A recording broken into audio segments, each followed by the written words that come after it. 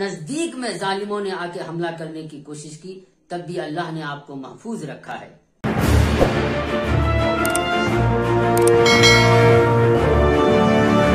میں میثاق ربانی قاسمی، ترجمان کل ہند مجلس اتحاد المسلمین، جوکی بلاک پلاسی پرکھنڈ، حلقہ اسمبلی جوکی ہاٹ، آج میں آپ حضرات کے سامنے اس لیے لائیو آیا ہوں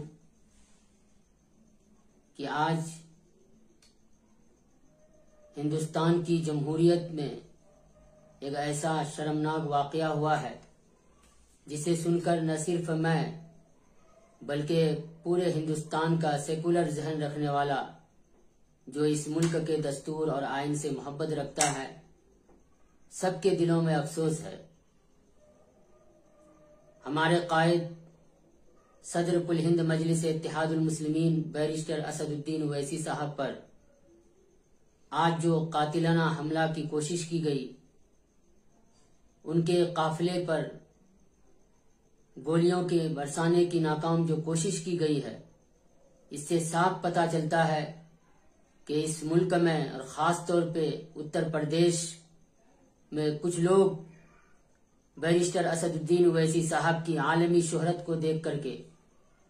ان کے حکومت سے آنکھوں میں آنکھیں ڈال کر بات کرنے کی وجہ سے، مظلوموں کے حق میں آواز اٹھانے کی وجہ سے، محروموں کی ایک طاقت بننے کی وجہ سے،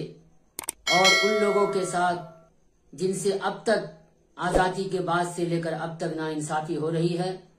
ان کے حق میں اویسی صاحب کی طرف سے آواز اٹھانے کی وجہ سے آج لوگوں کو یہ چیزیں ہضم نہیں ہو رہی ہے۔ چنانچہ دنیا نے دیکھ لیا، دیش نے دیکھ لیا، پردیش نے دیکھ لیا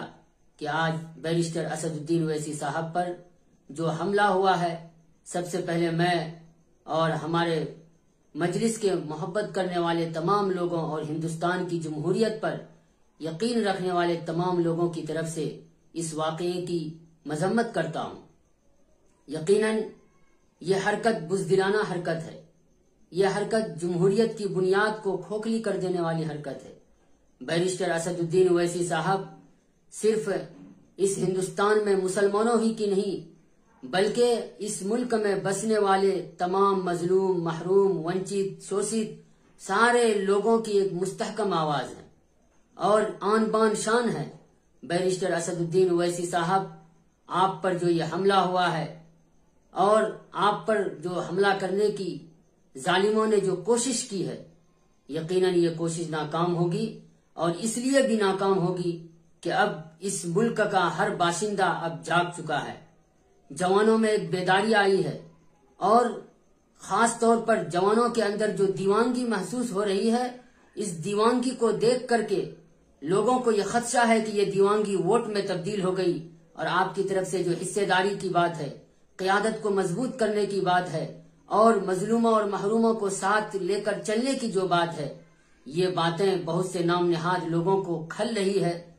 آپ آگے بڑھتے جائیے اور آپ اپنے حوصلے کو اور مزید بلند رکھتے جائیے۔ آپ کے ان حوصلوں کے ساتھ ہم لوگ ہیں، انشاءاللہ آپ کے ساتھ۔ آپ ایسی شخصیت ہیں اس ملک کی کہ اہل اللہ، اہل دل کی دعائیں آپ کے ساتھ ہے، نیک لوگوں کی نیک آرزویں آپ کے ساتھ ہے، اور کتنے وہ مظلوم جن کے ظلم کے